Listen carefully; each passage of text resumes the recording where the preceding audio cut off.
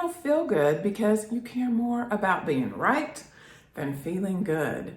Do you want to feel good or do you want to be right? It's a foundational question for your life.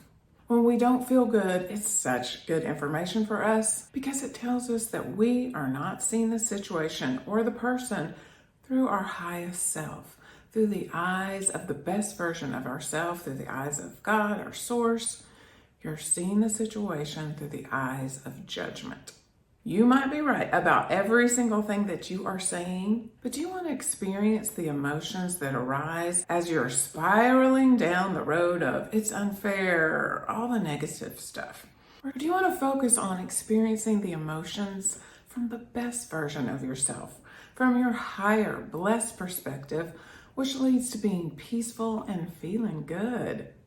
It seems obvious that we would want to choose feeling good, but so many times we get stuck on, I'm right, this is not fair, they're wrong. When you stay in this negative cycle of thinking, it hurts, it brings about more hurt. Let's get off this negative hamster wheel. I'm going to walk you through how to choose the perspective that lifts your thought to being in alignment with your highest self, where it's not about being right or wrong, but seeing an up-level perspective.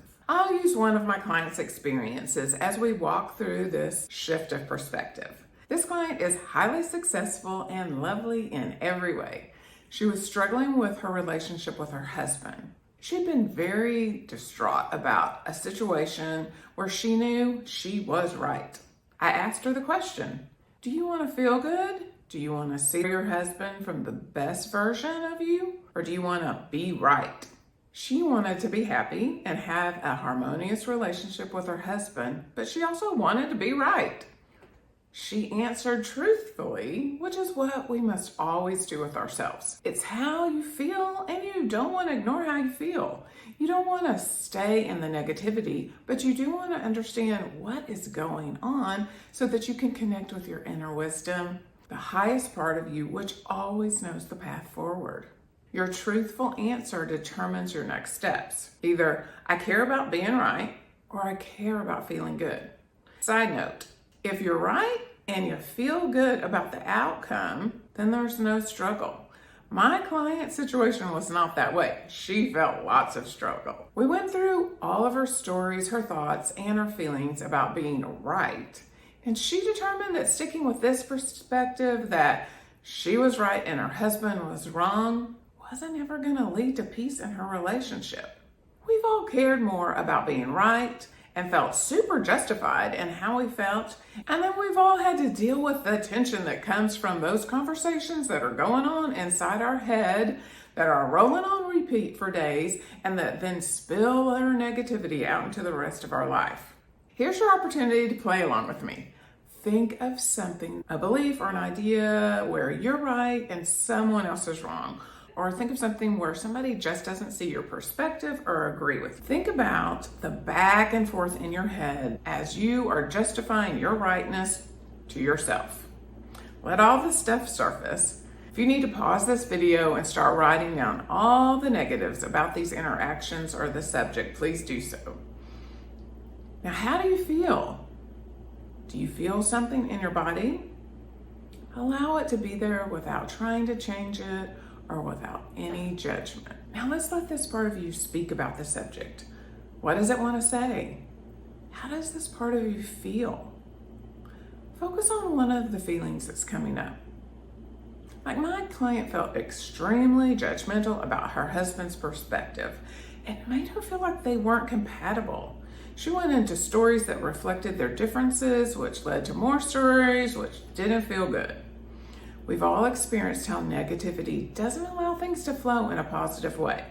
What you want to do is question what's behind the feeling of being annoyed, the judgment, the this isn't fair.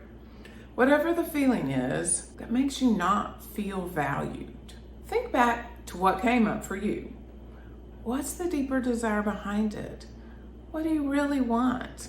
Not the surface thing, but what do you really want? In my client's relationship, she wanted to feel compatible with her husband. Then we went a little deeper. What was the story around not being compatible in every area? she felt like they would drift apart. There was fear around the fact that they had different views on these issues. There was a lot that came up for her when we looked into these different aspects of these stories that came up for her. But to make it simple for you, let's identify what you really want, and the stories come up about why you want that and what happens if you don't get that. Now I'm going to shift from the heavy negative feeling and connect with your highest self. Feel into the loving, wise part of yourself. What does the highest, most positive part of you say to the part of you that's hurting? Or if you can't connect with your highest self, think of somebody who loves you. What would they say? I go to God, to Source, and I think, how does God see me in this situation? However you connect with your higher perspective, allow that part of you to speak to the hurt part. What would you say to a child that was feeling this way? Share some love. Pause the video and just share from the highest part of you. Can the hurt part of you take in what the highest part of you was saying? Breathe that in and allow it to settle in every part of your body. If you need help in hearing a different perspective, I'll put a link in the description below to a free resource about freedom from limiting beliefs, which is what all these stories are, beliefs that limit you. I'll also link a video that walks you through everything that I just talked about and how to connect with the highest part of you and to see the situation or the person in a way that allows you to feel good. It's called How Changing Your Story Can Change Your Life. So now everyone is ready to feel good. This is our choice. We can focus on being right about the situation or the person, or we can feel good. I want to feel good, and I know that when I am able to connect with my inner wisdom, my highest self, Source, God, I'm in flow with blessings. And from my experience, I know that I can see the situation from a higher perspective. I've created the habit of pausing my limited perspective and connecting my higher perspective, which always makes me feel more peaceful and hopeful. Everything is about the stories that we tell ourselves and the perception of the situation that we choose to focus on. When you hear yourself telling a story about how I'm right, the initial feeling is good because, hey, you're right. But ultimately, things are not the way we want them to be, so then we feel bad, which makes us feel negative. You have to notice your thoughts and your words and just push pause. You don't want to live all that crud that those thoughts are guiding you to. You don't want to go down that path. We want to get into alignment with our highest self, and then things will be in flow. It's really so cool when you can get in flow with the inner peaceful wisdom. And once this gets to be your habit and you see how beautiful your life is moving in the direction that you want, you trust it. And then you have an incentive to get into alignment with your highest self each time you notice the negativity. So what if you're having a hard time getting into alignment with your highest self? First, take a deep breath and smile. Talk to yourself in a loving way. I am love. I can be love. I want to connect with my highest self to be a blessing in this situation and to feel blessed. Sometimes it's just hard when you've had this tug of war with being right and feeling good.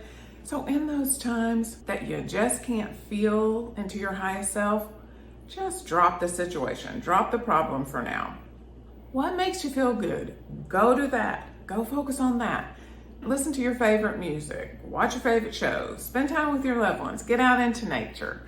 I love to dance, so I'll turn on music that makes me want to dance, and I'll dance and just shake it all out of my body, which uplifts my spirit, and I feel good. If that doesn't work and I still cannot feel into the peace of my highest self, then I just continue to walk down the path of finding things that make me feel better. I drop the subject until I'm connected with my highest self. Why do I do this? Because if I try to force or fight with how I'm feeling, I just feel more frustration and typically more negative aspects of that situation come to my mind, which is not helpful. I'm just digging a deeper hole. When I can get back to the point where I am feeling in alignment with my highest perspective of the situation, of the person, whatever's going on, then I can see the blessings in that person. I can look for the good in the situation, or it just doesn't trigger me anymore. I allow the view of God, of Source, to guide me. I allow those feelings to circulate in my thought and create an uplifted vibe. Continue to ask yourself, how does the best version of me see this situation? You want to learn from the feelings that don't feel good, but we don't want to lead our lives from that negative, heavy feeling. You want to pay attention to the stories that you create from the situation that trigger you. You have to continue to tell stories that we want to live. The nice thing about this process is if you have past issues that still trigger you, you can go through this process from the beginning of the video with any past issue and be open to a new perspective and see the situation from your higher self. After working through the process of learning what hurts and listening to your higher perspective, you'll begin to see the situation in a different way. Then the most important part of all of this is you have to tell a new story when you talk about the past. That video that I mentioned, how changing your stories can change your life, will help you even more with this process. We also want to pay attention to the stories that we are telling about our future. If you hear yourself saying something and you don't want to live that, stop telling that story. If you're sharing some version of life is not going to be great, stop. You need to remember what your highest self is sharing with you about your future. Let's go with what your highest self is saying about how amazing that your future is going to be. You want to tell stories that create the future that you want to live. You were made to live your greatness, and those are the stories that you want to be telling. Back to my client. After working through the process that I've shared with you on this video, her inner wisdom guided her to focus on the blessings of her relationship. She focused on the qualities that made her relationship so strong and all the ways they were compatible. She showed up with compassion for herself and for her husband. The right issue transformed into a different view, which wasn't triggering for her. She focused on all the amazing qualities that she loved about her husband. She found more joy and love in her relationship, and her view on the right issue completely changed. She has a new story about the situation. Take any situation that brings up negativity and rewatch this video with the intention of becoming aware, transforming, and feeling good. It's not about you becoming wrong.